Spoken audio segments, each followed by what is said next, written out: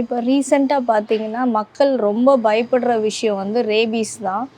So இது வந்து பார்த்தீங்கன்னா, வெறும் நாயால மட்டும் வர்றது இல்லைங்க. எல்லா முதுகுள்ள மேமல்ஸ் கிட்டேருந்தும் வரும். ரேட்டு, ஸ்குவிரில்லு, பேட்டு, அப்புறம் வந்து எந்த மாரி மங்கீஸு எல்லாத்துக்கிட்டேருந்தும் வரும். அது எப்படி ஸ்ப்ரெட் ஆகுதுன்னு தெரியாது நம்மளுக்கு.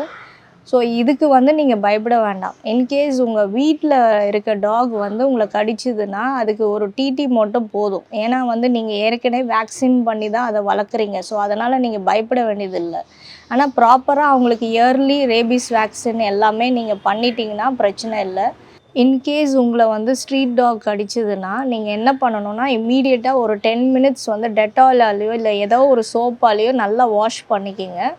வீட்டில் ஏதாவது ஒரு ஆன்டிசெப்டிக் ஆயின்மெண்ட் இருந்தால் ஒரு அப்ளை பண்ணிவிட்டு நீங்கள் ஒரு 24 ஹவர்ஸ்க்குள்ளே வேக்சின் பண்ணி ஆகணும். அதனால் இம்மீடியட்டாக டாக்டர்கிட்ட போய் உங்களோட ஃபஸ்ட்டு வேக்சின் பண்ணிக்கிங்க. நெக்ஸ்ட்டு பார்த்திங்கன்னா ஒரு 3rd டே இருக்கும், அகெயின் ஒரு 7th டே இருக்கும், அப்புறம் ஒரு 14th டே. இது மாதிரி 4 வேக்சின் பண்ண வேண்டியது இருக்கும். இதை ப்ராப்பராக நீங்கள் பண்ணிங்கனாலே உங்களுக்கு எந்த பிரச்சனையும் வராது.